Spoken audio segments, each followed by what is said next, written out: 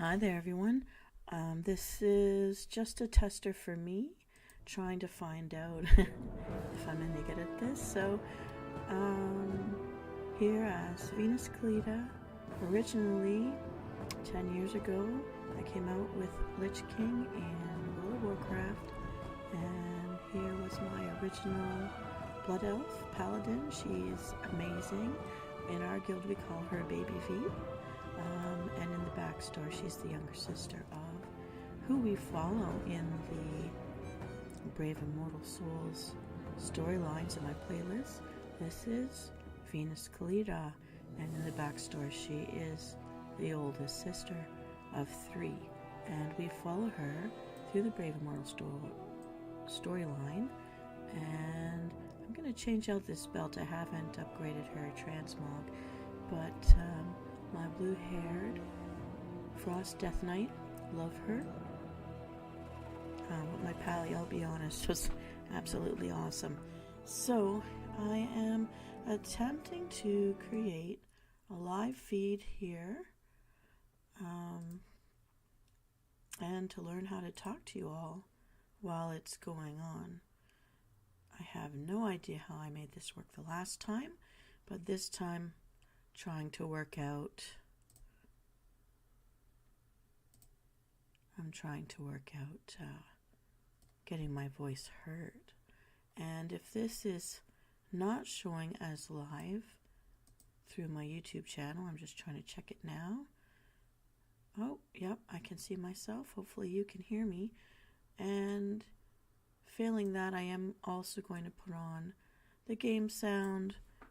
Let's head into the game now. When I started playing, WoW was super hot, and as a Death Knight, a Frost Death Knight, I could run around in my skivvies with the flag, and PvP was just awesome. At the height of my guild, Avitus Validus, in the Drenden realm, now also merged with the Arathor realm players, this was just an amazing alt to play. Nothing could beat it. Of course, they've nerfed it many times over since then, and so many other godlike cult characters have been introduced into the game, but I still love her. I'm sad that our guild went quiet, but we were always one of the smaller guilds. At our height, we made it into the top 73rd to 78th in the world, and at the time, for a very short time, we had over 850 some odd individual accounts, and I helped my officers build their own guilds as well, and then would come back over here to this one. Right now you're seeing me in Shadowlands, and I am still playing in there because well, life happened and I wasn't able to keep up for the first expansion ever to get the gear that I really need to stay in the mythics. But in our height, AV, as we call our guild, was able to have a 10-man PvP team every Saturday. We had guild events on Monday nights for the lowbies to help them do the dungeons and gear up and level up faster. And we had Wednesday nights for our maxed out players. And it was really a wonderful time. And a lot of us are still friends in the real world. Sometimes some of us now, being older and growing up, has the time to play? Life happens and you take care of the real world. But we are still in this game, and by accident I ended up becoming a guild master on the Alliance side, so I brought a lot of my officers from there over here with some lowbie alts to level up, just to take a look at the Horde side, and I brought a lot of my officers from here over to the Alliance side. Unfortunately, we really picked up on that side, so this is kind of a dead guild now, but I wanted to become a VTuber. It's something that a lot of my guildies asked me to get into years ago, and I wish I had done it then, but I really was only playing WoW, and I did everything else in any other way possible in the real world. So it is only because of COVID and the pandemic that I ended up learning how to use different computer programs, and that was in order to stay employed. So now that I do understand much more, I am delving into this, albeit a little late compared to other people out there. I'm sure there are people half my age that know do a much better job than me, but I promise I'm going to keep learning, and I will make this better over time. Once I set my table here, which some of us veteran players from the early WoW days might only pop in to do that nowadays. Tight for time. I did want to stay on this side. I'm going to give up on that, just to keep this alive, and the hope is that eventually, I mean, we still do sometimes get together and play on this side. The players that are short for time and had a hard time teaming up for things, of course, they're still here as well, keeping our guild alive. And again, we play on both sides, so we're a guild of double agents pretty much these days. We still have fun together. A lot of us have met in the real world, and so while we started our connections here inside this game, we were always very proactive in meeting in the real world. We just had a reunion in New York in August, and I've met every Canadian guildie I've ever had in AV at some point. I've met a few of the Americans.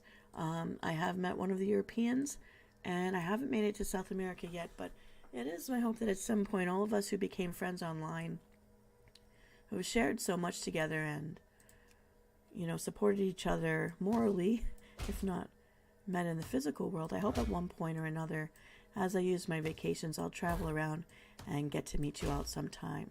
And I thank you, all my officers from the original guild, for being some of my first subscribers and supporting me here.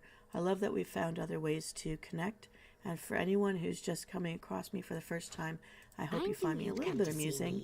I am branching out my playlist, and that's only because while I wait for my avatar to become a VTuber to get rigged and fix up a few things there and learn how to do it all properly, I am trying to explore those things that were gaining the first few subscribers.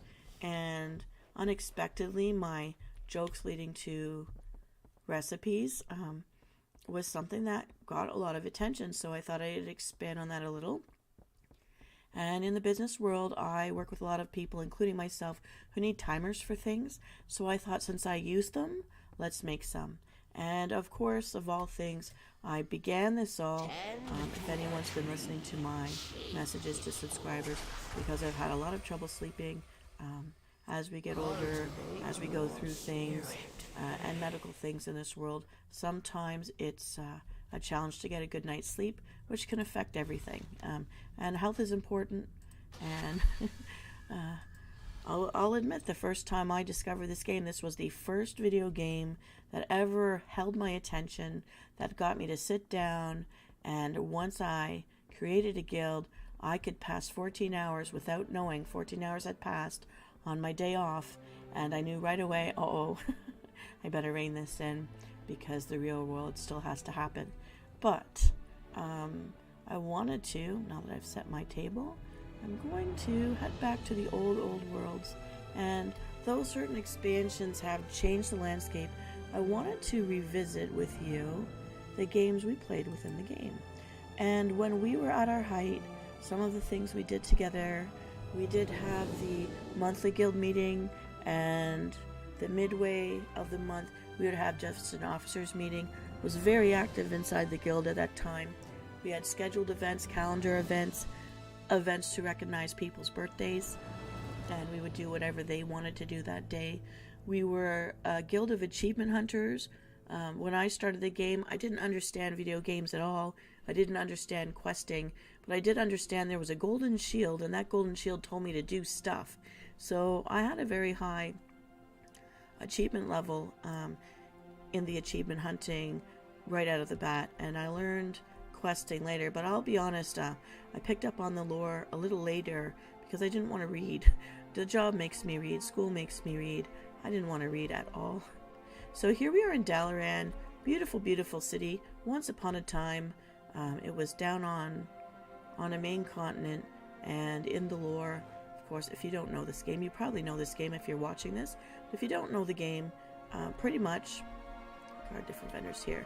This was City of Mages, Jaina Proudmoore, a key person in the Kirin Tor, and on the Alliance side But me being Horde, I love Thrall, and she and Thrall were buddies, so I will acknowledge Jaina here. I'll give her some props.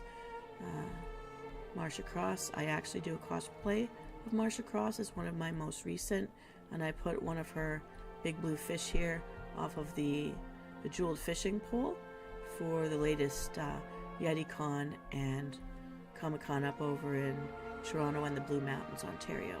So they are really fun. So I am a cosplayer. I started by cosplaying video game characters. Sea Lion side there. We used to play hide and seek here, and anyone who found me first would get 1,000 gold. And back in the day, if you know Vanilla WoW, it took a long time to train. It took a very long time to buy a mount. It was painful. I used to love hiding here in the little washer laundry tub with little Aquinos here. Pick on this little, and I would try to sit down in that tub, wait for people to find me to get that gold. Of course, in doing that, you can't be in a party or a raid party because then they can find you on the mini-map easy enough. But I still will use this particular character to come in and work the dailies and come in and work different dailies you can find here. Medical House. And this training area. I always loved this area where you could train. Lots to do here. And this would have been my favorite training grounds. I am a blacksmith. I love to gear up my guildies. I often geared my officers and the newbies in our team, or the lowbies, so that they could go into the raids and the dungeons and the mythics and such with myself. We would do this to gear each other up. I tended to gear other people up first because I could make most of my own things until I get a drop. But I will give props to my officer, Cord Rogue, who's my head officer on both sides, Alliance and Horde, because often that would be one of the other officers that would make sure I get geared if I was a little short on time that week. And I'll give props to Noriyama, my Alliance GM alt. On the other side, also a blue elf, an elf. I love the elven characters. So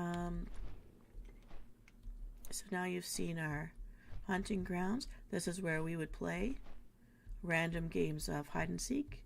And when my guildies found me, of course I always had a first, second, and third prize, and I would honor any tie for anyone who would find me. So we're heading now into the Horde side. And when we used to do Ventrilo, I would have a channel and I would name it after this inn right here. So we'll see. It is upsetting to some people to know the name of the inn and all. But I wasn't. It's called the Filthy Animal. And you'll see she's got some big old orcs here. The orcs love their orgs. We've got lots of nice fur carpets. So politically incorrect, but comfortable, soft, warm, you name it. And the Filthy Animal was the name of our Ventrilo room, and for a time our steam room. However, I think my steam room is simply called AV now to simplify. And it's just the few oldie but goodie officers that have stuck in with me since the beginnings of WoW that we still will talk. And here we see in the game, I was always into leveling the professions. So for me, the fact that I'm doing riddles that lead to recipes that are good for your health. What you want? And of course, I also like drink recipes that remind me of mana potions. Good to meet and health pots. As a natural thing for me. And an extension of this character's little thing she did on the sidelines. Now, these areas are nerfed these days, but there used to be lots of portals to the different worlds, to the different realms. That would be advantageous depending on where you would want to be playing. And I love that the fountains have water. The water effects and the environmental effects are really one of the things that really just awestruck me about this game when I first got into video games. I'd only ever used, honestly, electric typewriters were a thing in my high school. Computers were first brought into my high school the year that I was leaving. So, not to tell you how old I am, but my keyboarding skills are fantastic. I can type with both hands without looking. Now, going back to the old world to show you some of the games that we played. This is Orgrimmar, I'm walking out of a newer extension from these newest game expansions, but here is our original main Horde city. When I started playing, Thrall was in charge, and he will only be my ever Horde leader. Love Thrall. And so here we are in our main city world, York world. I always used to think it was kind of fashioned after the Roman Empire a little bit, and it used to be that the alleyways behind this main area had those kind of Roman valances that look like sails on a sailing ship, but they're all diagonally forward to give you shade like a roof, retractable roofs. Since ancient days, that used to be in here. But they brighten things up since the original days. And we would also play hide and seek here while we were waiting for our PvP teams or our dungeon teams or our raid teams to collect and gather. Here's our bank. I've spent a lot of time in this bank in a game I call Filling the Holes. So we're using our tabs very differently now that we are a much smaller guild with more independent or pair work when we come in together. But we put things here to help guildies so they can take out what they need or sell something if they need gold for the times that we're where we no longer have the big groups to play in the bigger parts of the game anymore. So at least we can keep the help extended at some point or other. Alright, so we've got our version of Cupid right here. He doesn't irk me at all. It's a little gremlin with wings and different things we can play right now, but we're not here for that today. So I'm going to show you my favorite motorcycle. And a Cannon Hog. Awesome. And the sound effects for this actually are really great. I did promise you the ambiance music from the game, but I guess I'm thinking it looks like you can actually hear my voice. So let's see, I'll take you up here at the dailies. Just park here for a minute. Let's see if I can put on the music for you. So interfaces have changed, options have changed, but I will take a look through. I haven't really studied it too much on this side. Here we go. Oh, I have enabled the sound. I think I cut it off from somewhere else. Let's see, master volume. I nerfed it. I did that. I know I did that. You want to hear the music? Yes. Sound effects are always fun. The ambiance is really incredible. Little cricket sounds, little birds chirping, all that kind of thing. Stepping feet. All of that goes on. So I don't know why it's not registering, why I'm not hearing it, but alright, let's keep going. So, different dailies around here, the transmog rooms in here. Might as well show you this. If you don't have the yak, which I do, but if you don't have it, come on up, visit this guy here. Not from the original. I foresee a mutually beneficial transaction. Let's put me back to the way that looks like it's changed out. Let's see.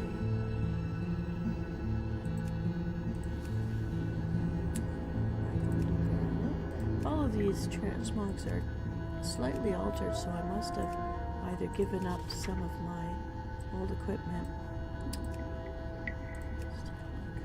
I really did like this gear that came out of the neutral areas. I tried to make a Warner Woman looking outfit by mix and matching them. Not quite a match. I did like this look. She actually comes up in one of my thumbnails in a black and white. Looks like I just have to change out the belt. I'm wondering if it's just refusing to transmog. Oh, this was a fun look. It didn't stay. Yeah. I've been known to not wear very much on this particular... Looks like the belt and the boots need to go. But my favorite look has always been black leather, because in the real world it's black leather for me. So I think I was being polite in that one. Alright, let's go back. I always loved my lightsabers. It is something that got nerfed. But I used to be double-handed and do the lightsabers. So let me see here. I see. You're not allowing me to transmog it, so I've got this weird little tail.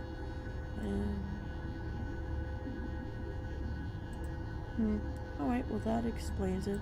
It's not allowing me to transmog. I will have to get myself some better outfits for that. But I like the black leather robe look. That's my favorite. And, okay, let's get out of that. But since I mentioned the yak, let's show it to you. For those of us who've earned this yak, let's see where it is here. Here it is. So this is the Grand Expedition yak, and he's awesome. I've got myself my little characters. One of them will let me transform. Punches, lucky doos and root.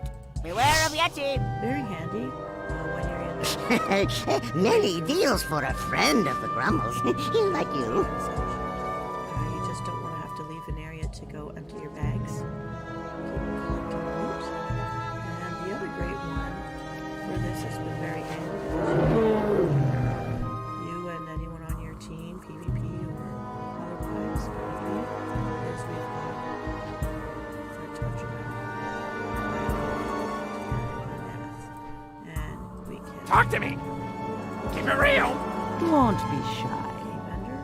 Be good. Stuff. You can see I don't have too much that's very special. But here are little things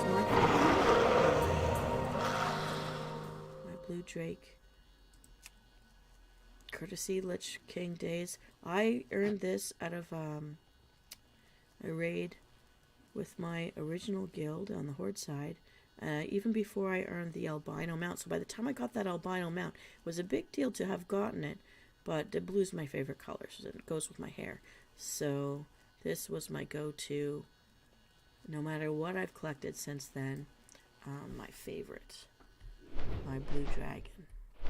So I'm gonna go up here. So here we are in our world, Orgrimmar, the original Horde city.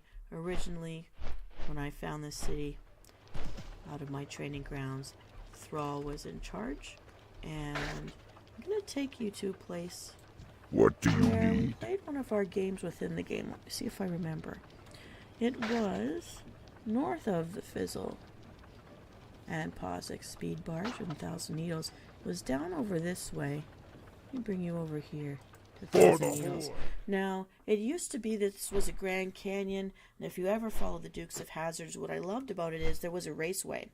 Now it's a barge because everything's been flooded since past expansions with Cataclysm. But before Cataclysm, our guild would meet once a month for a Death Dive Duel Day. In the Death Dive Duel Day, you had to duel someone from the guild. We gave out a lot of gold to help everybody out, worth as much as what you could gain in a raid at the time. You'd at least get, I think we had a 5,000, a 3,000, and a 1,000 prize for first, second, and third. We also had a booby prize. Everyone who showed up got at least 100 gold for their troubles, and we learned a few things. Not to dive or jump to your death. If you lost the duel, you had to jump in shame, and everybody could make fun of you, but you had your bragging rights if you could survive. We called it the Death Dive Duel Day because of that. You were jumping to your death, and you went together with everyone who lost that round, and we would basically round robin it. We used to have a lot of players show up. We had as many as 50 would be there. It was 20. Over the years it fizzled down a bit, but we would meet there, and we learned to duel in our skivvies, or everyone had to put on a festive dress. So if you were a plate wearer, and we had our priests, our healers, who had no choice to wear a dress, look up that song Big Blue Dress.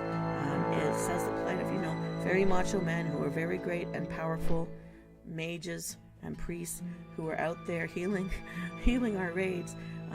But they had to wear a dress, and there was a disadvantage to that in the dueling, the PvP dueling.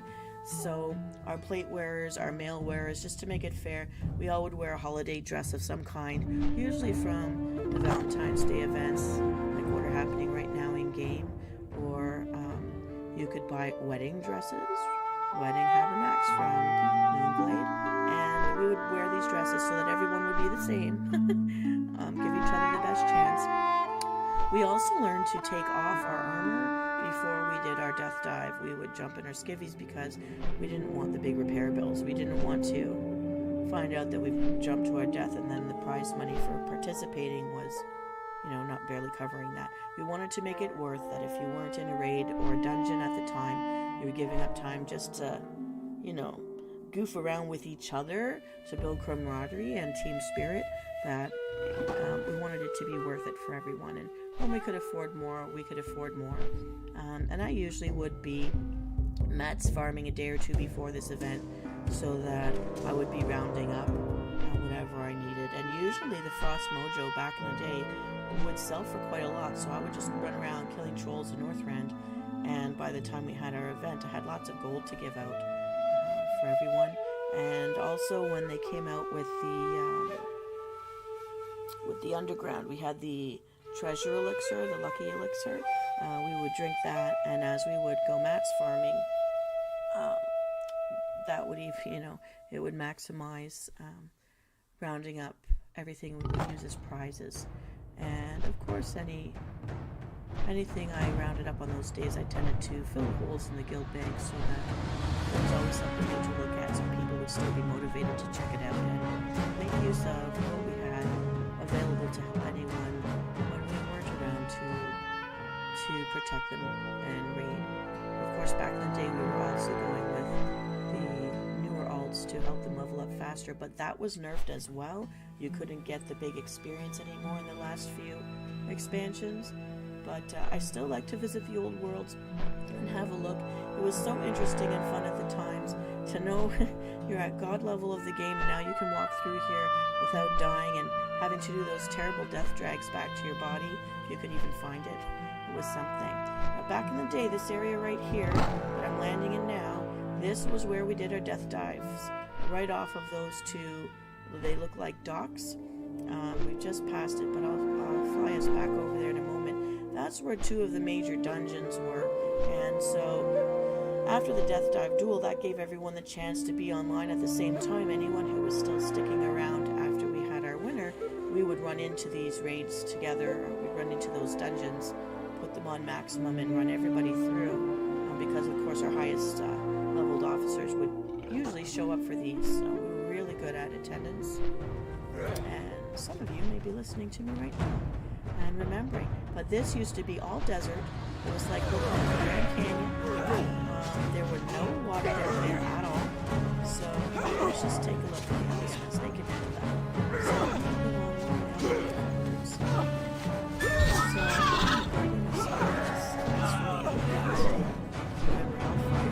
I got this from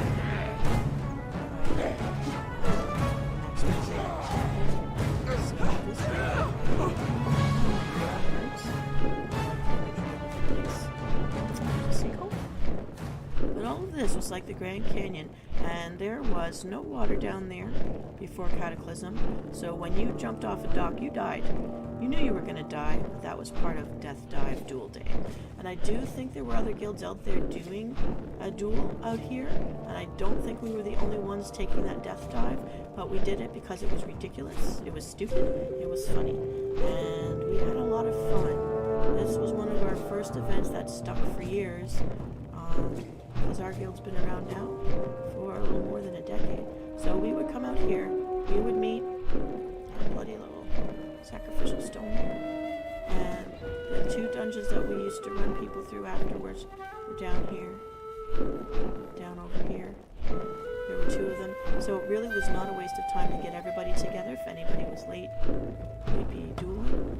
And so I do have screenshots somewhere that I could post sometime. I'll switch out the thumbnail some other day where we're fighting in our dresses. And then if you lost, you're around of people, you come out here and take a look at this view. This used to be just desert, just rock. And you'd run off together, we'd take a jump, and we'd just see ourselves falling to our death. So here's our view, this is what we'd see. And then, of course, we would be hitting rock bottom at the time. Let's see if I can drop this bird and we'll go down to the bottom. We go all the way down, see our little bones, and we would have to drag our ghosts right back, figure out a way to get back to our bodies, and then we would get the gold for participation. I didn't give out ribbons for that, but we gave out some gold to make up for it. So our little bodies and our little skeletons would be just peppering here, and we keep dueling each other. If we lost, we might duel the other people who lost, but the main prize was for the person who beat everybody. And once we switched out of wearing gear and everyone had to wear holiday dresses, some of mine are in the blacksmith, so let me get that just for old time's sake. It was really a good laugh, and there was a good time. Oh, look, I've got a bubble on my face. That's new. So we used to, our little skeletons used to pepper this up, and let's find something else. Show you my sky blazer. Again, I love the color blue. You're going to notice that's a theme with me. Any shade of blue makes me just so happy. So this was Death Dive Duel Day in the Great Lift. This was our diving board for a death dive. Then we come on up, have fun, and run guildies through the dungeons after that. It was a really great way for us all to feel like a big team together, and to give something for us to do where we had some new players, some lowbie alts that were leveling in our guild. Our guild was a great place to be a leveling alt. Often many officers would put the leveled alts into the guilds that were more aggressive and organized for doing the big raids. In our guilds, they would still keep leveling new alts as they experimented here. So there'd always be one foot in AV and another foot anywhere else that interest would take over. And that would become very important for us to even stay an active guild once we started shrinking. Once they took away, the guild earned perk of have guild travel. They took that from us.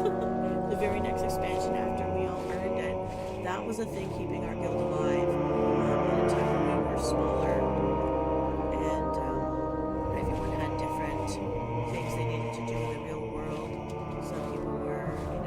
Hitting 18 to 20, finding the person they wanted to marry. Lots of couples came out of my guild, married or moved in together, that now have children together, have been together for years. Again, don't want to give away my age here, but a lot of people met each other, or came into the game together, or hooked up together through my guild. And with all of these different events that we had going on, our games within this wider game, to amuse ourselves and make use of the environments that were already here. It was just a really fun and special time, and we miss those good old days. It is, but life goes on and life changes, and our priorities have to change with that. We go down here, but I did want to show you, I always loved that when this was a desert, there was a raceway, and these goblins had this raceway. And there was a character there, if you like the Dukes of Hazzards, Daisy Duke was there as one of the raceway girls. And when they flooded this in Cataclysm, I actually flew out here just to find out, does Daisy make it alive? Or was she one of the casualties of Cataclysm?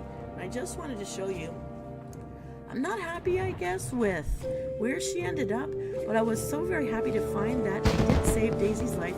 Daisy made it. And now she's got a life on a barge. No more race cars for her. But I guess maybe the job she has in here that she found is something she was doing in the TV show, Dukes of Hazzard. So I guess I shouldn't be too upset for her. I guess I would have wanted her to marry a millionaire. But here she is. I came back during Cataclysm just to make sure she made it. Let me find let's see. I haven't been here in years. Let's find out where she is. So I was glad she's one of the survivors of the old racetrack. So it's funny, some of us picked out characters in the game, and made stories out of them, backstories. We made games around them. Some of us made alts to look like them so we could take them out on the road and give them adventures, so they're not just stuck on the work cart or the vendor cart or the bar where they had been given a job inside the game. So, I know what I'm looking for. Just need a minute to find it. But she is in this barge somewhere. I don't want to give it away. Let's take a look somewhere over here. But again, this used to be a raceway with race cars, lots of quests around racing those cars, which was a lot of fun. So naturally, of course, racing cars, Daisy Duke. I loved it. Let's go look for Daisy. Oopsie Daisy, she's right here. Let's go look over here. I can't remember, but I know she survived. I didn't know she could swim. Someone must have saved her. There must have been. I don't know how that worked out there. Oh, bathtub. That's good to see. Somebody get clean.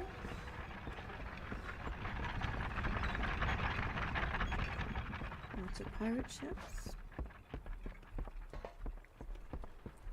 So actually, this is one of those places pretty close to where our guild would meet up in order to go into the Caverns of Time.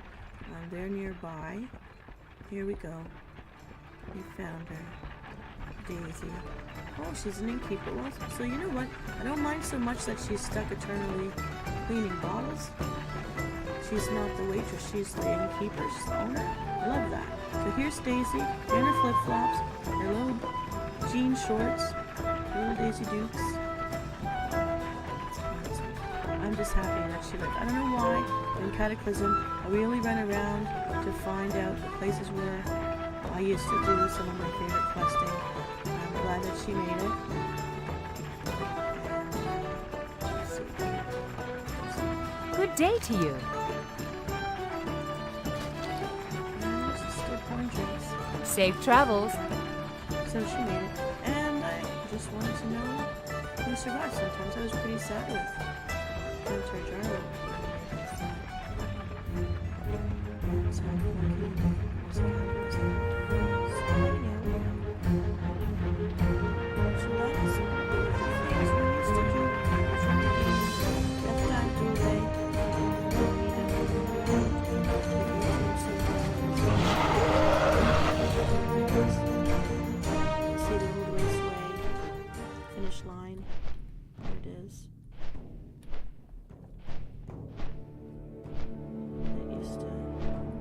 Keep us busy out here.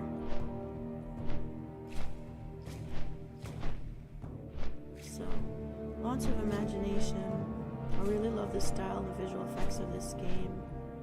And turtles and the crocodiles are still down there in the water, doing their thing as they always were. Showing a little path over to Gadget Stand. There's a little pathway in case you didn't know one was here. Back in the days that we had to run around on the ground everywhere because we could not afford to fly around. So here's Gadget Stand. This is a place where only in this past expansion have they nerfed our auction house. I used to come here and trade with an officer when they were on Alliance side and I was on Hard side and we had mats for each other. That's not happening anymore. They have nerfed the auction house. It's harder to, in this newest expansion, make gold. It's also harder for us to get guild kickbacks, especially being a smaller guild. Because people able to spend all day, all week on things. Much harder to get the guild gold kickbacks. People that used to have $1 million in their pocket, ready to do stuff, don't have that million anymore. So now I know the older vanilla WoW game players probably do. And there are some people that just make it their business to camp the auction house. And they're still doing something, but I think it's been harder or taking more time for them as well. Just to show you, I used to love this arena.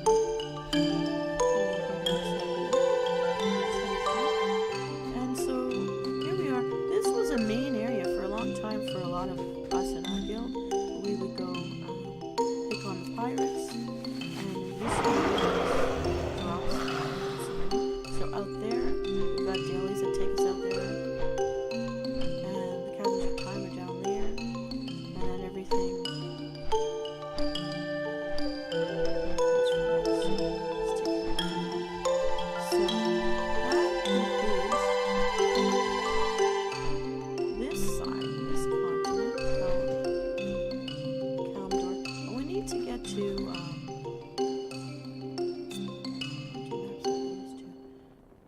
to get Troll to Hall. the other continent now. We want to get to, let's see. I do not know how to use this. New map feature. I'm going to go this way. Oh no, it won't let me. Never mind. So, we need to get to the other side now because there is a game within the game. We also played once a month. Sometimes people will request it. What do you need? And whenever we could, if we had the resources, we would do our games within games more than once a month. But people would be requesting it because they're bored and they like it. So let me just see where I can go to cross over. Ratchet. Good for any double agent. Ratchet lets both Horde and Alliance in. If you're in a PvP realm, just keep your eyes open for who's around you. So, this being one of the original continents in the game, it has gone through changes. I used to run around this area when it wasn't flooded again. That was Cataclysm that wrecked a whole bunch. But I found this to be a pretty area. Let's see, a cabin on the side. I used to visit there. And being a Death Knight, I could run on water, so I actually used to open up world maps that used to be black before things like the map quest existed for my knowledge base. And I would run around the outsides of the continents where I wouldn't die right away. Level myself up once or twice before starting to head inland. And thinking of the game set up the way the real world would be, I always knew I could go inland over the rivers out of any delta that I found on the outside continent, and hope that there were no piranhas or crocodiles to kill me. And so I'd be a little bit stronger when I finally would go inland and start to do the questing in the new zones whenever an expansion would head out. You know, everyone has got a unique strategy to how they played these games and what they did first when an expansion opened a new area on the maps, and that was mine. I used my Path of Frost over there to just run around the outsides and then run up the rivers to find towns on the water. Collect a few flight paths, hopefully not needlessly die more than maybe once or twice. Once I could fly, I would fly. Here we're coming up to Thermore. This was another very active place if you were on the Alliance side. And a place I like to sneak through when I was Horde from time to time as well.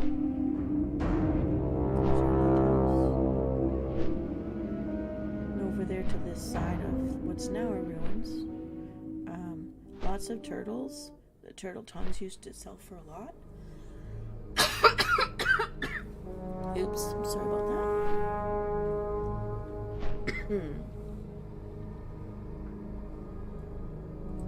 And there was an area that I actually would risk my life to try to run over to these islands over here.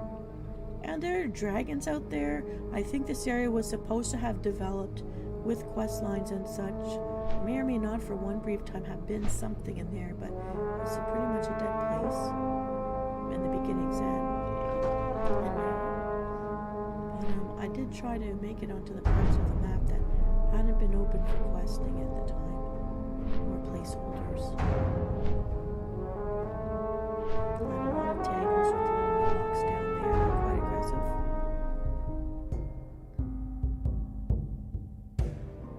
Passing through one of the Alliance areas.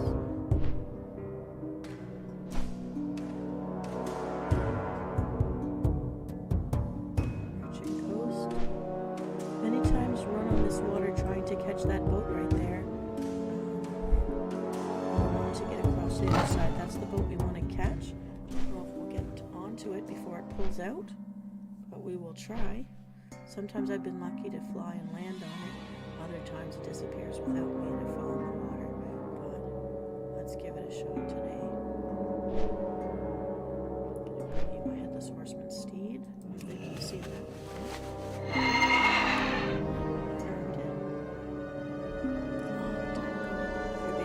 She actually is the luckier one to get the notes ready. We're on the boat at Ratchet. It's going to take us across to the Eastern Kingdoms. And we're going to want to head to the northernmost point in the Eastern Kingdoms. Here we go.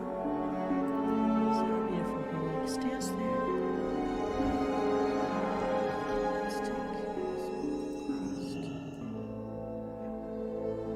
I hate that swinging belt. Well, that is not a part of my transmog. These boots on this belt are part of my transmog. But I will change them out as soon as I can find a better one. So here we are. We are crossing the kingdom. You can see Dragon Isles is up there above Kultiras. The newest expansion that we've got. Here's Booty Bay. Love this place. I spent so much time here with my young alts. The only thing I have not achieved here is the title Salty from those fishing derbies on Sundays. Let's take this one. So what I want to do here is I want to get across to here. The northernmost part, where the outline come from, where this character's backstory is to the uppermost. Loktar.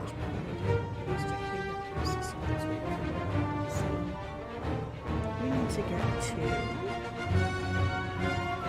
Go forth. I need to see what's here.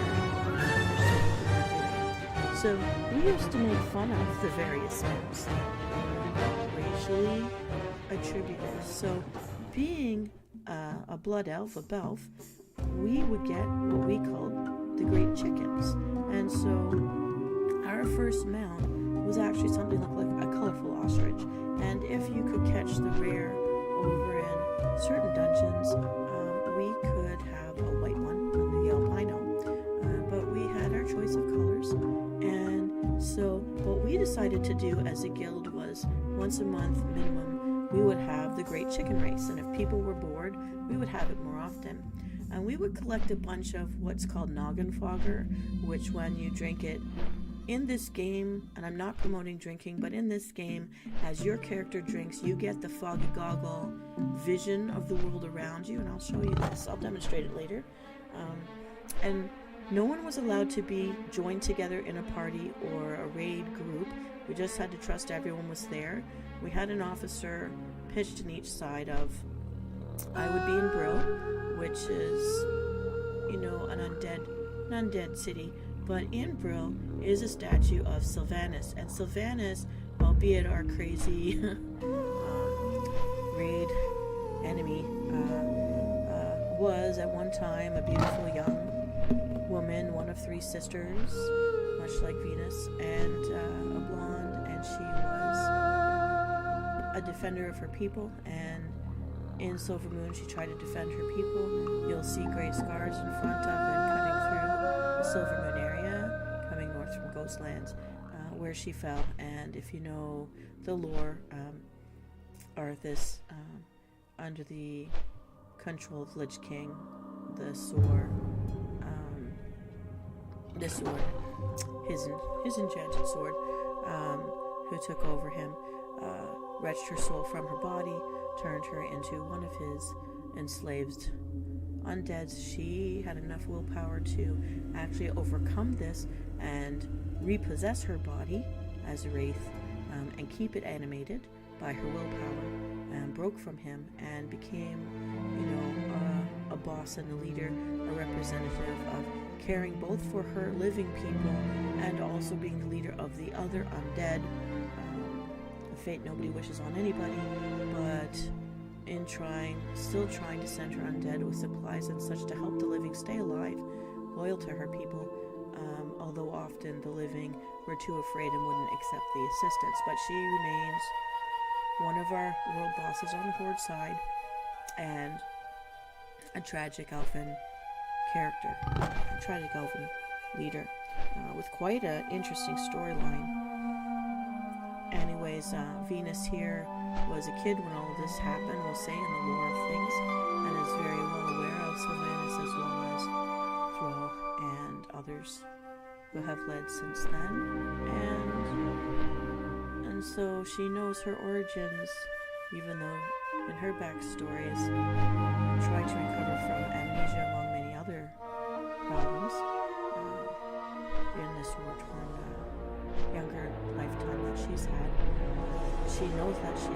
this area. She knows this is where her race is from. She knows that her hometown that she was taken from when she was recruited is somewhere around there. And in the stories, if you're listening to the Brave and Loyal Souls, you'll find that she comes to a point where she does remember enough to find her way back. And it's called something different in the stories because I don't want to be known for any plagiarism. But she's from Suncrown originally in this game. That's what the Suncrown is named for. And we can go back and have a look there too. But I am right now taking you through this very long journey. Usually in a flight path would be the time people say AFK flight path, and we'd run off and check in with the family, do some chores, run to the bathroom bio, and have a snack, make some food, and come back to the game, because this journey used to take 15 solid minutes.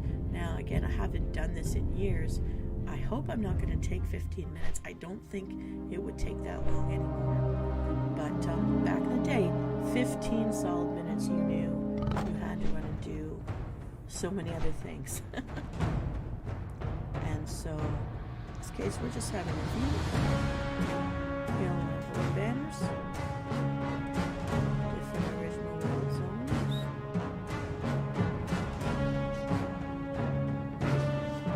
And you can see our flight path, lion, scorpion, bat guy.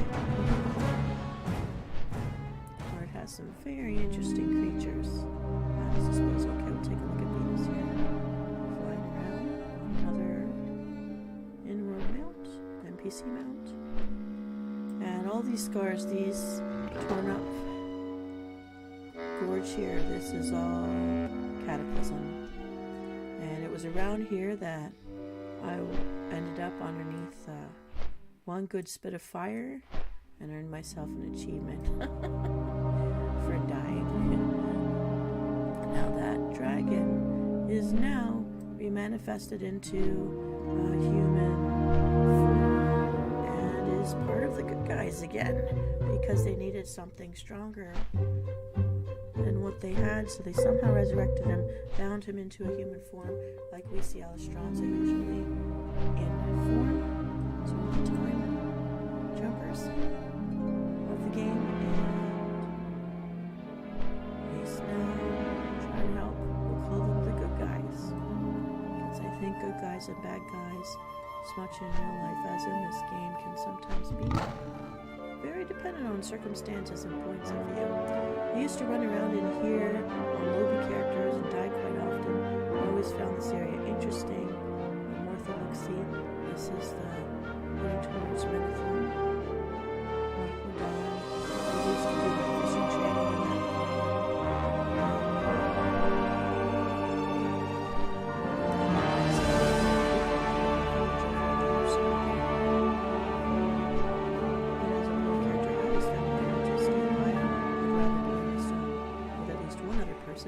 And the one other person that used to join me here was Glass Chains, an orc from the Horde side.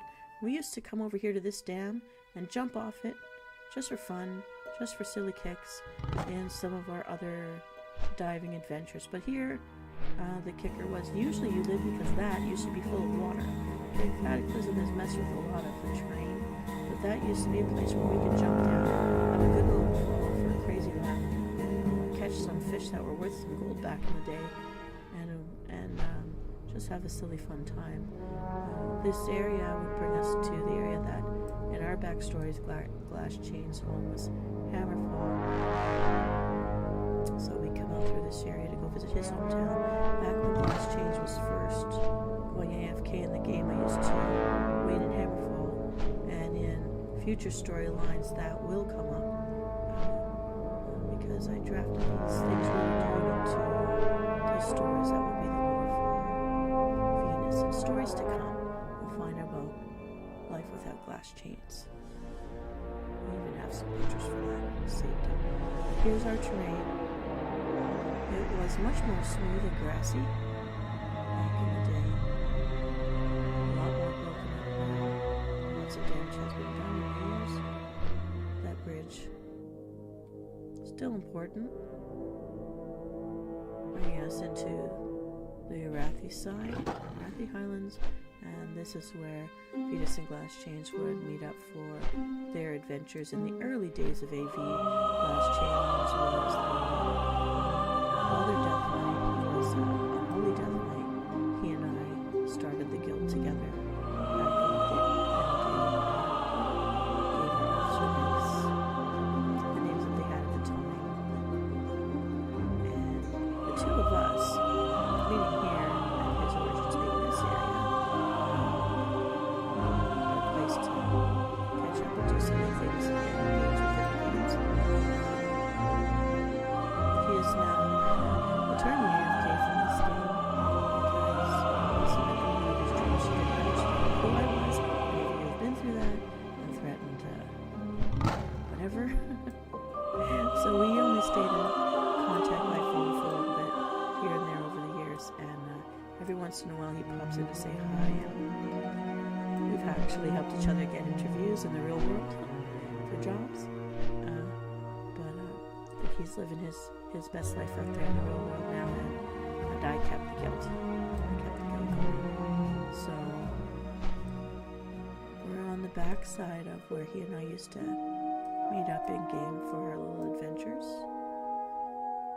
And here there's this big turtle that used to be quite the kill for special loot. Again, the turtle meat was worth farming back in the day. We used to come here and be able to catch a whole bunch real fast. There she is. Amarita.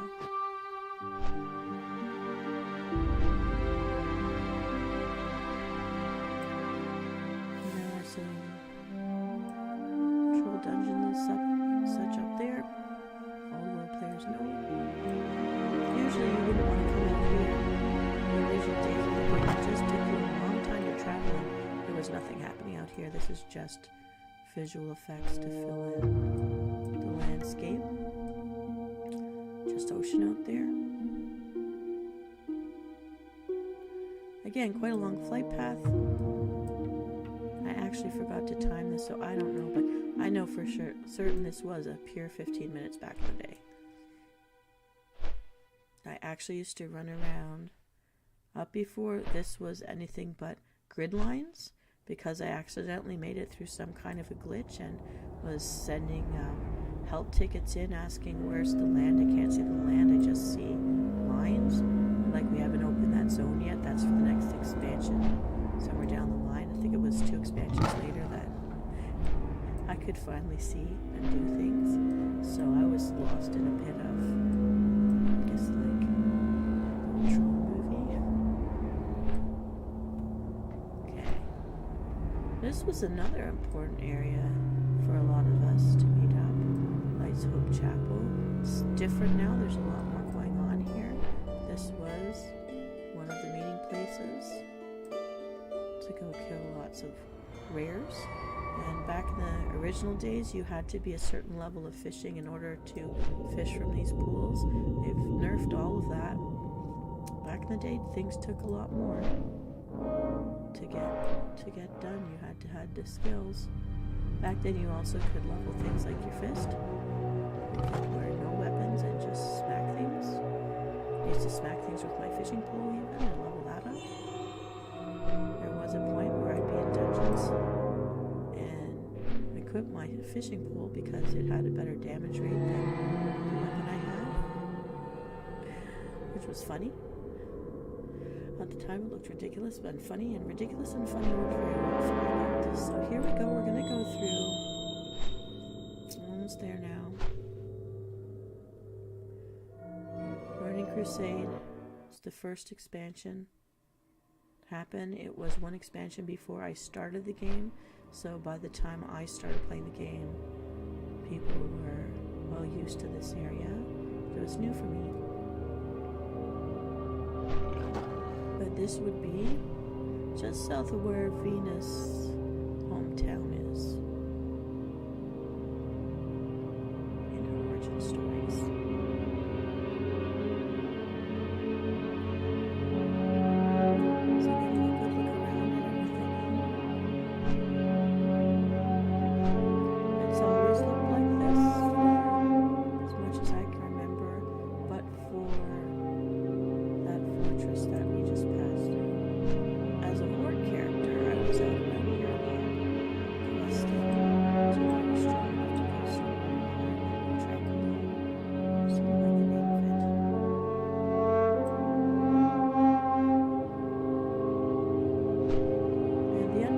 cards are quite pretty.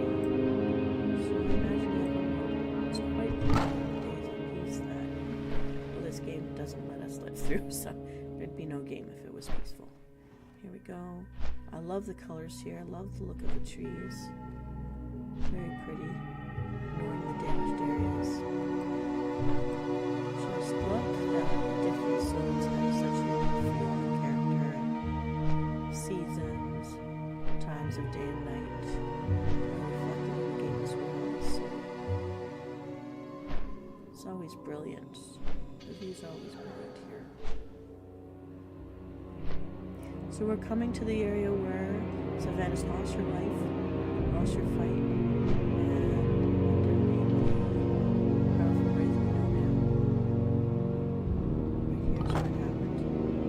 And reach. But here are parts of the city that remain intact.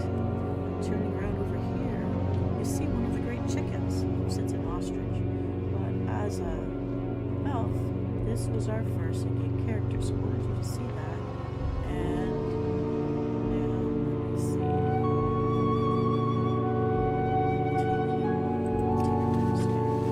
Here's our Mustang.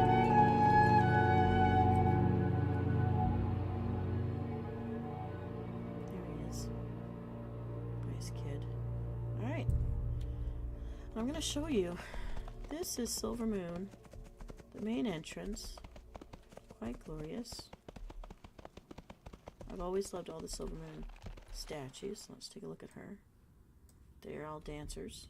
I like to imagine that they love dancing here. I'm not going to take you all the way in, but just Shepherd's Gate. Just to have a quick look around the main area. It's always been an alternation between a male and a female. That's been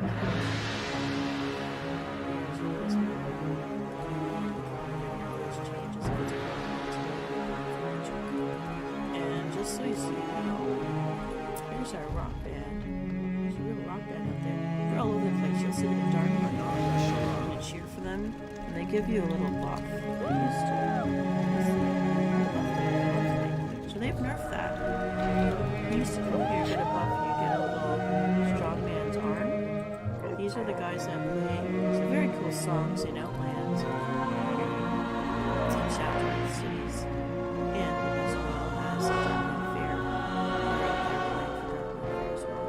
And when you cheer for them, when they're playing, you get a buff, but you used to always be able to come here and get that as well. So they nerfed that. Okay, these little guys are great for if you need eggs. People that want to make some good money, kill these little feral dragonhawks, and you get eggs which you can sell for the Christmas events when they want to make gingerbread cookies for the winter.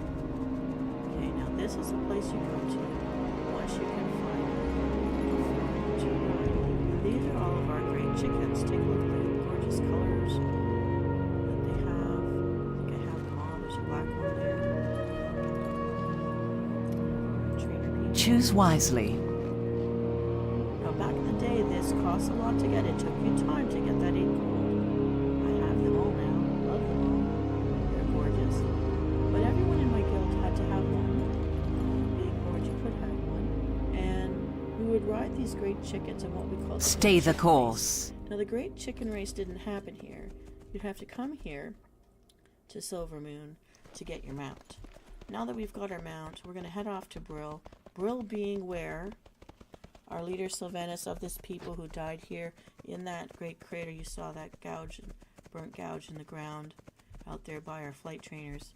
She lost her mortal life here and became the Wraith.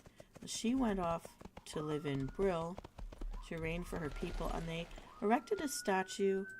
Glory to the Sindorai. In the Wraith form. Because she still tried to care for and protect her living people, as well as over here in a neighboring province or state. Let's get this out of our way. Here we have a beautiful dragon hawk. See that? So my paladin, Baby V, has one of these.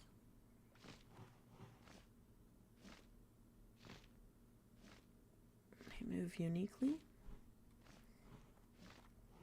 So here's that great scar that ended Sylvanas' life, but in her new resurrected form, she continued to rule and continued to try to send aid and protection because she knew her people were cut off from their allies. And while an elf does not want to kill an elf and waste all of those years, they had to join the horde or be eliminated. So that is why the Belfs and the Nelfs are on different sides, even though they're all elves. And again, you probably know this if you've been in the game for a while, but many people who love playing the game for the kill factor and the raids don't necessarily read the lore. So hopefully I'm telling you something a little bit interesting. If you have a question about the lore, let me know, because I don't mind talking about it. It's fascinating. And I was a person who really couldn't get into video games without having a backstory to understand what I was doing, sitting there clicking buttons for hours. And that is why Venus Callida ended up being a character that I do now want to VTube for, because she does have a backstory. I was creating stories, again, in some of my messages to subscribers to explain. I originally wanted to sell novels, be part of the lore in the novels related to under Blizzard for the WoW games. And because I see a lot of my friends who are writers out there who are struggling to sell their books, even though they get such acclaim and interest from screenwriters and script makers and playmakers and movie makers. It's hard to sell hardcover books anymore. I don't see a lot of libraries or cafes with books you can read being used the way they were. So I thought, once I understood what VTubing was, that maybe I could use the stories in that way. And I'm slowly starting to get some of them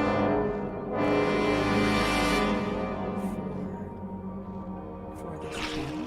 And eventually, once I know better how to make the movie clips or the visuals, I can make them more interesting for you to look at. But I've moved many times, so I haven't found my original physical written stories. I just remember what I wrote about. And I wrote them a lot better than I'm saying them now. But they were meant for a reading audience, so that's okay. But I do know where my story's coming from, and I do know where it's heading to. So here we are. We're flying back down a little bit past Light's Hope, so we're backtracking a little, but we're going to take a sideways bend soon, and we're going to head off to Brill. So we're now living beings and the undead beings are at war with each other, one or the other winning more on each day. And we're heading into the area that still there are more living than the dead, but Brill, next to Undercity, which is where Arthas originally came from. Remember, Arthas was basically possessed by Sormonius Sword's personality. Turned him into the bad guy that killed Sylvanas. So Sylvanas took his home, where he was supposed to have been the next king, preceding his father. So, a bit of irony there. She built Undercity for all of the undead, which were the humans of Arthas' realm, his father's realm, that perished and were turned into the undead. So, they have their home where he should have been king. She is queen. So again, interesting. And Brill, for those that wanted to still occupy their original homelands, keep it running, is where we are going to hold the Great Chicken Race. Every guildie who could come out for the Great Chicken Race, they would bring their ostrich or their big chicken, and I would hand out 2 stacks of this noggin fodder. I don't have noggin fodder with me today, but I do know there's someone selling beverages. And they can still smell, so they enjoy the sense of things, and scents always trigger memories. So things like flowers and beverages still make sense in their world. So here we come to Brill, once a thriving, living human place, now a place of the undead, but still standing. And inside of Brill, they erected a statue to honor Sylvanas and her living form, because she not only was a leader for her people in life, but in this undeath, continued to care for and protect who she could of her people, or those that are her people now, being the undead and the elves of Silver, if only they are not too scared to accept the existence. Fighting on the same side to keep alive those who are still alive, as well as to protect those undead from being massacred. So Sylvanas was someone to honor. And so although she's become, I guess we could call her a little bit more batty, a bit crazy, cray-cray. The Venus Callida character remembers her for the good, wants to remember her for the good, and so as part of being on the Horde side, she too wanted to honor Sylvanas in her way. Again, our guild was very much tongue-in-cheek, so we took our great chickens and would have a great chicken race. Here we are in Brill. So, let me just bring you down here. Yes, hunting for Easter eggs. A little bit more morbid here if you actually think, oh, this is a real thing, but okay. This is a safe zone for those who are undead. But here in front of us, Lady Sylvanas, her human form, someone to honor.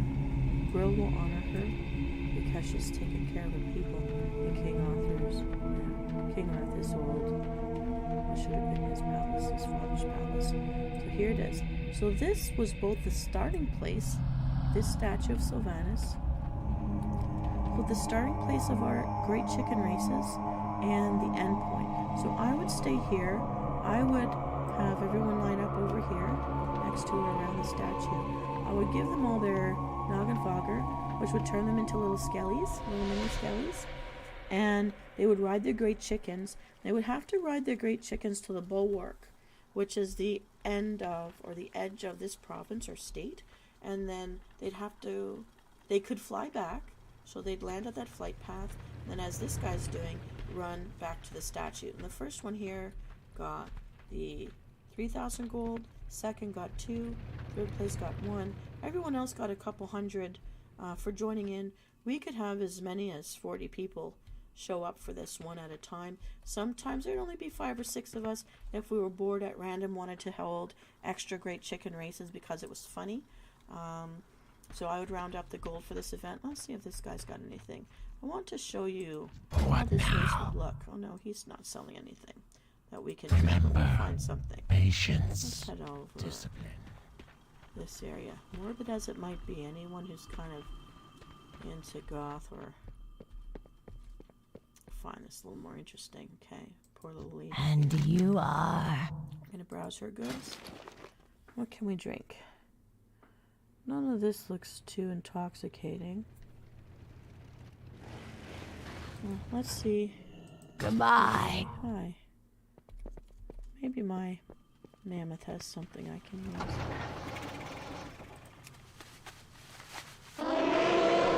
How you doing, man?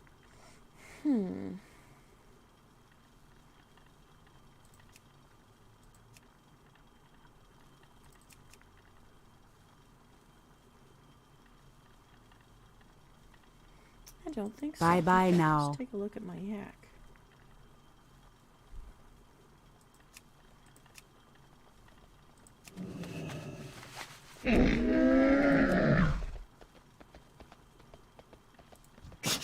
I have many, many wares. Well, I guess I should. May your find that feet better. find I good don't see trails. Any, let's just, I'll show you this over here. See, I tried a pirate ship. I do have a pirate ship now, and it can fly. Taking the water with it. Let's see. There must be someone selling something that can get me tipsy. And again, I don't think anyone should drink. I think you should stay healthy, but I just want you to see what it looked like for us. So I'm going to head into Arthas. Should have been King It's so close by.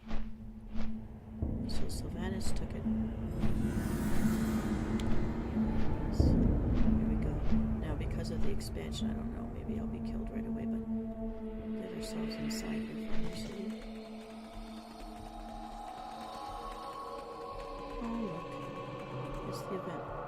Now, there used to be a guild, I don't know if it's still out there, Undercity Elevator Victims, UEV, because this elevator used to just disappear right out from under you and you would drop to your death. And so you'd be running around as a ghost in here with your skeleton on the floor. It was a big funny glitch back in the day. And ABV was a UC elevator victim. I considered putting her in that guild just because, but no. To keep AV strong. So where are we here? So we're now in Undercity. This is the underground of Arthur's home, where his father was king. And the bank's right in the middle. It's set up like a big round donut. 2 layers, 3 layers in it. 2 layers. So a lot of people get very frustrated and confused in here, but it is just a circle. Why did I come in here? I would like to find out if I can give us beer goggle vision. So let's see what she's got here for me. Hello. Not her. Embrace the shadow. Something I can purchase. I'm listening.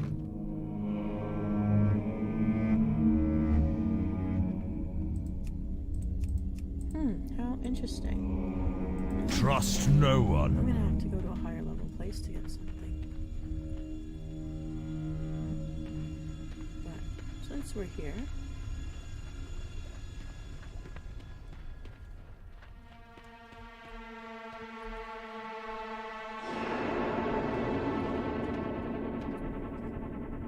I'm listening.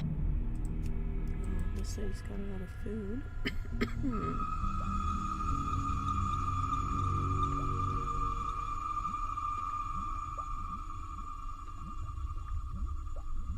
Dark Lady, watch over you. I'm gonna see if I can find an inn. So this is cute. So this is formaldehyde, a river of formaldehyde for the undead to preserve themselves instead of being mowed with water. And these are the little love boats, so you can see kind of look a little bit like coffins, not quite. But these little canoes here are for the love boats. There's a lot prettier ones in the elfin cities, the elfin main cities, but here we are in the undead world. Going through the moat. Let's see if I can find us some kind of restaurant. And I'm also looking for the one living human slave kept hypnotized by someone who was related to her who did not survive, but he is a very powerful mage who keeps her under his hypnotic spell so she doesn't realize that he's undead, so he can keep her in his life, also keeps her safe. He's part of this royal apothecary, and if you learn to speak the undead language, you'll actually be able to hear the conversation he has with these guys, because they talk about what he's doing and that he's kept her. Now, let's see what the choice here before they wants me because of that situation. But if we find her, she's usually walking in this area. Sometimes she starts to come out of the spell because of the smell, and then he has to re-hypnotize her because he doesn't want her to go through the trauma of realizing the hell that's happened. And he doesn't want to lose her. So, not seeing her up and about, but she is here. With a powerful undead mage. So, once more. See what I can find. And again, that's the tidbits of the lore people may not discover. I discovered it because I realized what she was, and I wanted to figure out what was going on. So I made an undead character just to hear the language, what was being said, and then I was able to look it up online to get more information about it. And it was pretty surprising. But I guess if you think about it, if something like this had happened, would you not want to keep the person you loved with you and keep them safe? And if people are going to turn on you because you're different, I mean, it kind of speaks to when we are not born with a disability, but something happens in life and it disables us, whether it's because of an accident or old age or, you know, hereditary, and it kicks in later on when we get older. It makes it difficult for us to sometimes hold on to some people because they're afraid or they're put off, they're not seeing you as the person. And what do you do to maintain or have or keep that relationship? And so I think that's why I was drawn to the characters, and figuring out their backstory was interesting to me. Okay. Now, she's not out and running around. Here she is. Oh, I didn't notice that before. Teresa. So this guy here, Gerard Abernathy, he's put the spell on this girl, and you see he's got these checks in place. So he's talking about it down here. Awidan, Adoradana. This is Teresa, Gerard's experiment. So there she is. She's on her way out. But he's right now talking undead about the fact that he's got her under this spell. He has to keep. Where'd she go? Here she is. This is the one living human. She does not know the people around her are not living humans because of the strength of his enchantment. And she's walking around. She has literal blindfold, but she doesn't know. She's not seeing because she's been trained to know this place and to move around. And his magic is just that powerful. So she doesn't know. She is in an undead world, that he is undead, but the people she's hearing speaking, she doesn't know that she's got a blindfold on and her eyes are not seeing for themselves. It's fascinating backstory. It's not what I actually logged in to show you today, but one of those little tidbits like Daisy Duke that I found fascinating, and it spoke to me. So she's heading off to his experimental lab down there. There are some quests down there as well, but she's easy to miss if you're not into the lore and you're not seeing very close up. So let me see here. Is there anything here I can use? I don't think so. I'm going to come back out. There are different ways I can escape now that I can fly. See if I can find them. One of the great ways to raid this place, if you can fly, and come in through the tower that used to be manned by the Crimson Guard who were alive. No longer. They're undead too now, because through the expansions, well, humans get tired and they get outnumbered, so it was very hard to stay alive in this geographic part of the gaming world here. Bringing this down. I hope I'm showing you something that you might not have known before or noticed before or have forgotten about, because it just hasn't been the focus since the new expansions, but just fun tidbits that I found fascinating. So many small details went into this game, which is why I never get tired of exploring or having a second look at the old stuff. Okay, we're just going to come out. See here. This is another place, if you ever see, if I ever use a thumbnail, Glass Chains and I being goofballs. This is where we would actually lay our characters down for the night beside each other in the world before the end of Glass, and this is where we would log out. Close to his home. Close where we just do a lot of goofball stuff. And let me see here. Get us out. This might be why people find it frustrating. You've got to go around in circles. Let's do it this way. Alright. Let's take Speak quickly. that handler. We haven't seen that yet. I am forsaken. The new expansions have nerfed my knowledge of the flight paths and won't let me fly out. That is unusual. Okay. So we no longer have use the elevator victims, but this was that elevator. And here we go. And the ruins of the Lord are on, where are on the cast It's right here, laid to rest behind his throne room.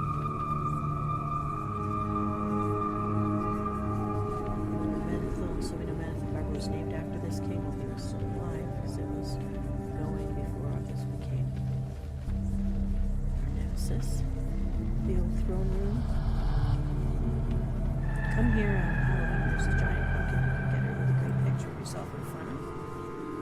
We're gonna head out. Let me give you a map you haven't seen yet. Can I give you? So we can't get this one. Here's my mechanic hat. You can see him, a red one. And I'm gonna want something.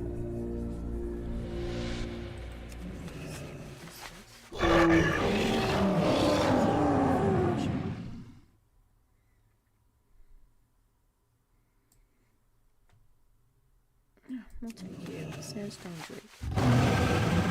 If you haven't seen one of these before. Lovely smile on him. Here we go.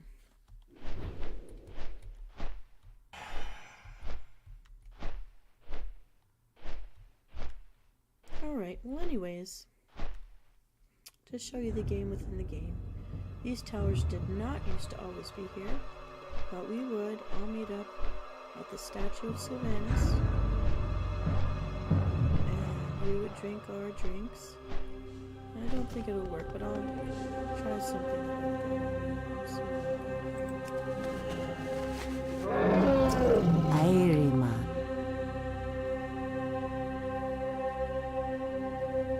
I just don't think any of these would do this.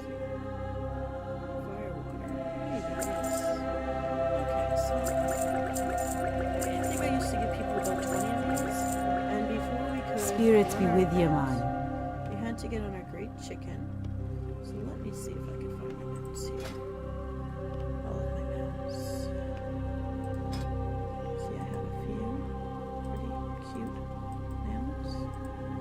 Yes, I have one of those, and totally by accident. Everybody hates me. Okay, big frog. Oh, here, I can take you. My blue hawk strider. This is my great chicken. Well, you know what? I have to get drunk first. Oh, do not drink. Don't do what I do.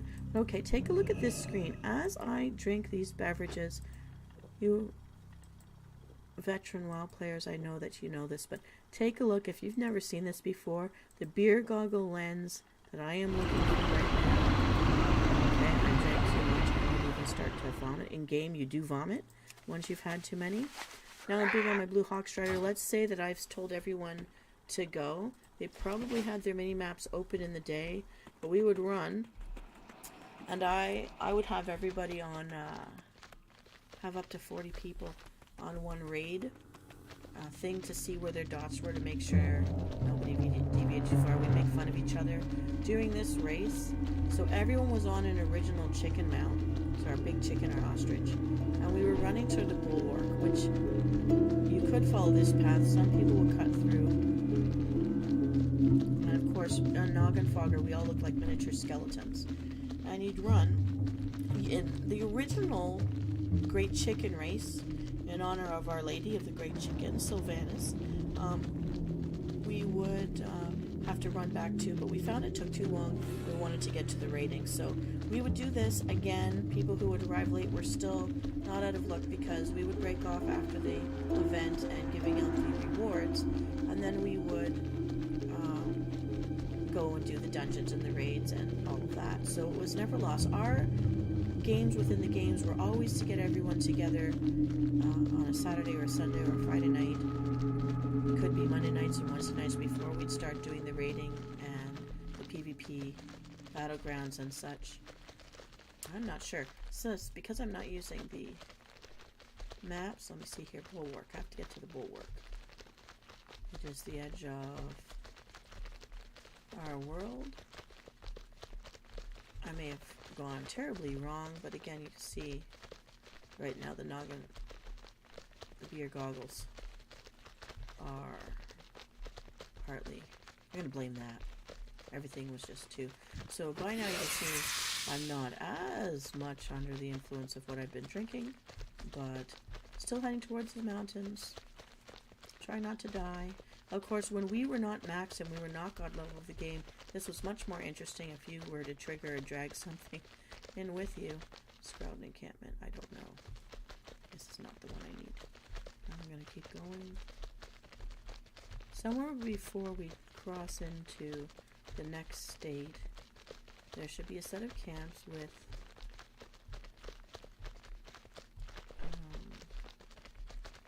a flight path. And it's all horde side, so an alliance walking into that would definitely be dead. I think I'm going the wrong way for sure. So I think instead I made it up to the Scarlet Monastery for the dungeons. This is where we would take people after the Great Chicken Race. So here we go. I'm still racing my Great Chicken. And here's some, again, that campground. This is not the right campground. I'm just going to keep going. But one of these campgrounds along the borderlands is going to have the flight path that will take me back to Brill. And then I have to run. Now you can see I'm sobering up a little. My vision in the game world map and all its creation, all its creatures coming into a more clear perspective. But back in the day, you were still foggy. At this point, you were still foggy and blurry. So I'm going to keep going.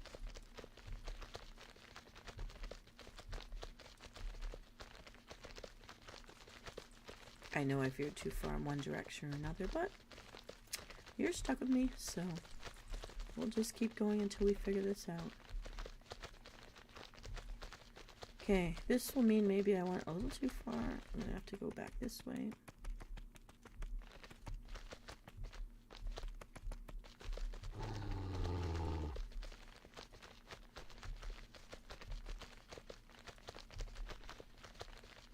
I can see Manethil's castle.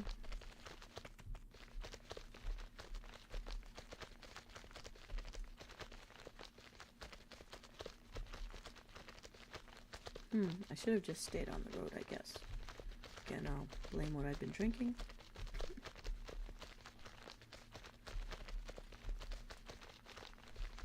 I think I'm way off at this point. So, I think I wish I understood how they've changed the maps in this game now to know where I'm supposed to go.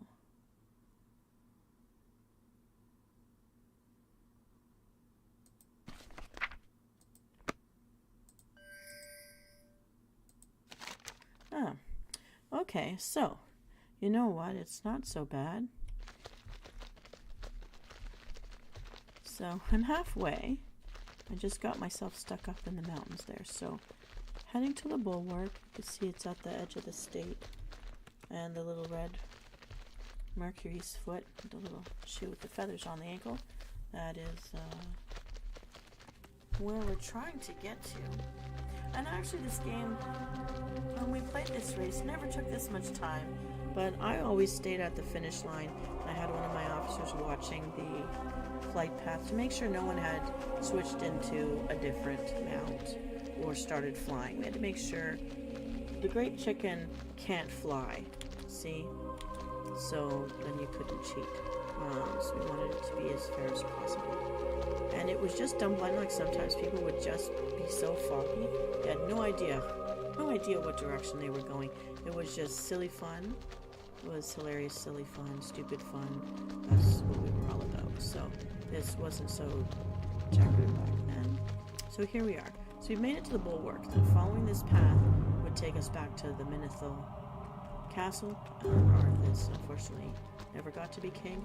So if you could make it here, now see my brain fog is gone, but back in the day, if you made it here, I'll show you what it might have looked like to you at the time. It's not ready yet. Back in the day, you Here we are. Chilwyn Camp is down on the other side of that mountain. We're going to take him. What Try to now? get ourselves back to Brill. Embry. So this is where everyone would be up in the air at the same time, hoping their bird would land on top of or in front of another bird. Sometimes you'd hear people in the chat commenting on the fact that their birds were on top of each other. Well, this is actually a bat. So again, for those of you who like different kinds of in-game mounts, there is a type of bat that you can get nowadays. Wasn't in the original game, but now you can. It didn't have the pink wings, but this pink wing one belonged to the Horde and to the undead areas. So this again was your view back in the day in the Great Chicken Race of AV, which happened at least twice every month, although officially it was once a month. But if we would get bored, some of us officers would get together and just run it for whoever was online at the time. So people who can't make it to the main events on weekends sometimes would have a chance to do it during the week. So once you landed, you did not waste any time. You heard a lot of chatter at this point in the game. Again, looking like this, looking very fun. I want to be the first one back to Our Lady of the Great Chickens, Sylvanas. This is how we honored her in game, our game, inside the game. The person landed here first. Give us a victory dance. The first 3 people again got the most gold. I think at our high days it was 5,000 for the first place, 3,000 for second place, 1,000 for third place, and I honored ties. So let me see if I could give us a victory dance here. So you'd see something like this. You'd see people taunting each other. You'd see people blowing kisses and cheering. See, I'll give myself a cheer. See that? And you'd see people being rude to taunt each other. I went to Undercity to get a facial. Have you seen these And people? from here, I this said, is where you don't have a every lower chicken jaw race and you're going to ended. give We would have me a ourselves a little facial? party. She got mad. And then At from least this I point, think we she would be did. breaking You off ever heard into someone our talk with on a lower dungeon jaw? teams, our raid teams, our PvP team. And we did have She one small sounded group like a of arena murloc. fighters at the time. There were 3 or 4 of us who would make it in, and by the time the Great Chicken Race was over, we would have our teams getting our guild kickbacks, which we can't do anymore these days. That's been so totally nerfed. But so here you have it. You've seen Sidelines, Teresa, the hypnotized human still living in the undead world under Arthur's former home, and Sylvanas here being recognized by the undead who wanted to honor her for still leading and protecting her people even in her afterlife. And well, my queen, because I'm a Belf. I'm sad to the direction she's gone of late, but understanding what's brought her to that, I suppose. Being a Death Knight, feeling even more affinity to her. So then the background psychology of my character, here's my queen in life and on death. And this is where my guild spent some really fun times. Our second gathering place, our first being, of course, if you remember, our Death Dive duel days over on the other continent, over what used to be somewhat like the Grand Canyon. And so these were some of our biggest events, and the smallest and most easily to get going at any time of day or night on request of guildies was the hide and seek. Again, sometimes we'd hide and seek right here. And those were always the preludes to breaking off into the dungeons, raids, or achievement hunting. So, let me see. Let's give ourselves a nice send-off view today. I'm going to go back up here. Back up here with some roses. Face you. And my queen. I'm going to give you guys a salute. Thank you, viewers and fellow guildies who are out there, friends. I thank you. I'm going to give you a kiss. I'm going to give you one more salute. And I'm going to wave goodbye. Thanks for joining me today. I hope you found something of what I rambled on about interesting. I hope this is a better stream than the last one. I am learning, and I'm very happy to know my voice has actually made it here. Now I just have to conquer getting the in-game ambiance and voice working at the same time. So thanks again. I hope you enjoy, and I'll see you next time.